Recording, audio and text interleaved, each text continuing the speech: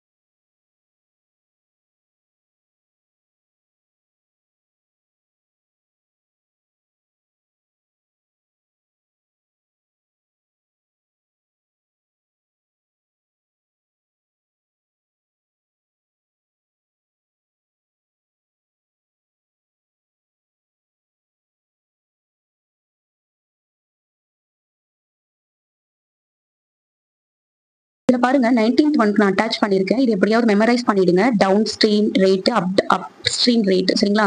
இது எப்படியாவது மெமரைஸ் பண்ணிடுங்க. ஸோ இதுல இருந்து கண்டிப்பா கொஸ்டின்ஸ் எதிர்பார்க்கலாம்.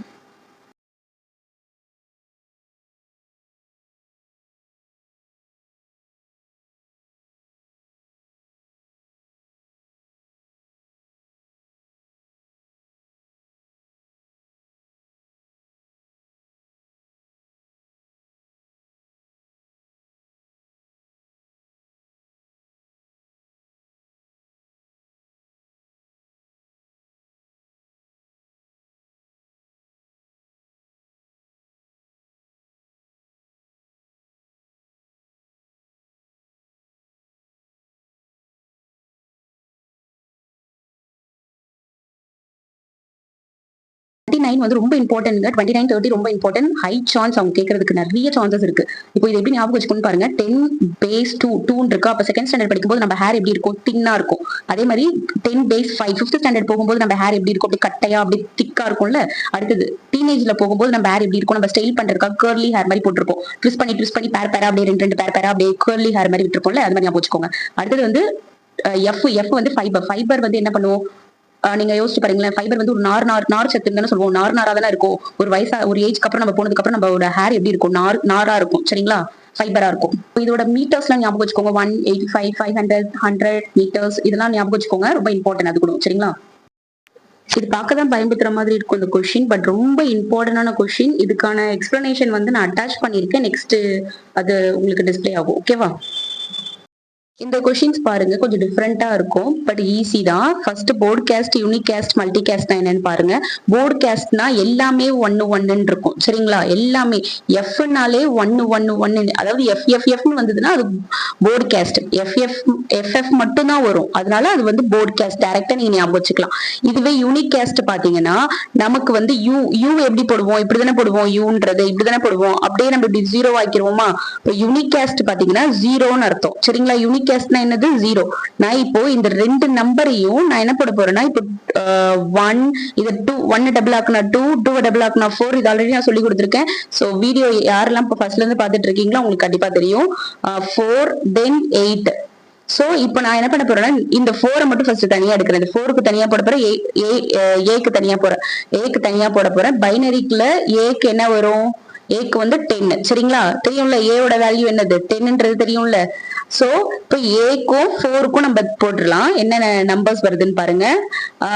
4 டைரக்டா இருக்கு. இங்க 1 போட்டுட்டு மீதி இருக்கிற இடத்துல எல்லாம் என்னது? 0. சோ இதுதான் binary value. Binary value of 4க்கு எடுத்தாச்சு. இப்ப பைனரி வேல்யூ ஆஃப் ஏக்கு எடுக்கலாமா? ஏக்கு என்ன வருது? இதேதான். இதே ஃபார்மேட்ல எழுதிக்கோங்க. எழுதிட்டு ஏ நான் என்னன்னு சொன்னேன்? 10ன்னு சொன்னேன். 10 கவுண்ட் பண்ணிக்கலாமா? 8 9 10. இது ரெண்டு தானே 10 ஆயிடும். இது ரெண்டு ஆட் பண்ணாதானே 10. அப்ப இதுக்கு ஒரு 1 இதுக்கு ஒரு 1.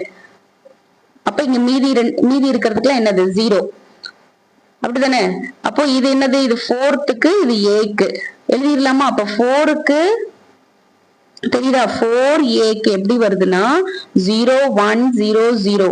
இங்க பாருங்க ஏக்கு 1 0 1 0ன்னு வருது. அப்போ இதுதான் வந்து லீஸ்ட் சிக்னிபிகன்ட் பிட். சோ இங்க என்ன வந்திருக்கு? 0 வந்திருக்கு. அப்ப இங்க இந்த இடத்துல 0 வந்துச்சுன்னா அது வந்து யூனிக் கேஸ்ட். அது வந்து என்னது? Unique cast. இதுவே இந்த மாதிரி நான் மறுபடியும் இந்த சம்க்கு போடுறேன். இங்க போடுறேன்னு வச்சுக்கோங்களேன். 47க்கு நான் போடுறேன். 47க்கு நான் போடும்போது 4 அதே மாதிரி வந்துருமா? இதே தானே 4 வருது. 7க்கு நமக்கு என்ன வரும்?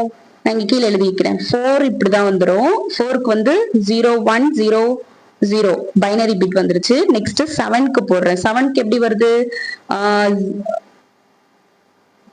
0 0 1 1 1 அப்படிதானே வரும் 7க்கு. இங்க 1 இங்க 2 இங்க 4 இங்க 8. 4ஐயும் 2ஐயும் 1ஐயும் ஆட் பண்ண எனக்கு என்ன வரும்? 7 வரும். சோ இதுதான் என்னது? எனக்கு வந்து 47 தனித்தனியா சொல்லணும். 47க்கான பைனரி வேல்யூஸ். இப்போ எனக்கு இந்த இடத்துல லாஸ்ட்ல என்ன கிடைச்சிருக்கு? 1 கிடைச்சிருக்கு. அப்ப இங்க 1 வந்ததுன்னா அது என்னது? 1 வந்ததுன்னா மல்டி கேஸ்ட். இதுவே இந்த இடத்துல 0 வந்ததுன்னா அது என்னது? 0 வந்துச்சுன்னா யூனிக் கேஸ்ட். சொன்னது புரிஞ்சுதா?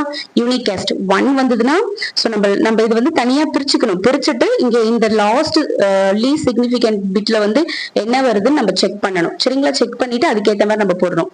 புரியுதா நான் சொன்னது? ஆப்ஷன் சிக்கு நீங்க செக் பண்ணுங்க. அது யூனிக் கேஸ்டா இல்ல மல்டி கேஸ்டான்றது செக் பண்ணி எனக்கு கமெண்ட்ல போடுங்க.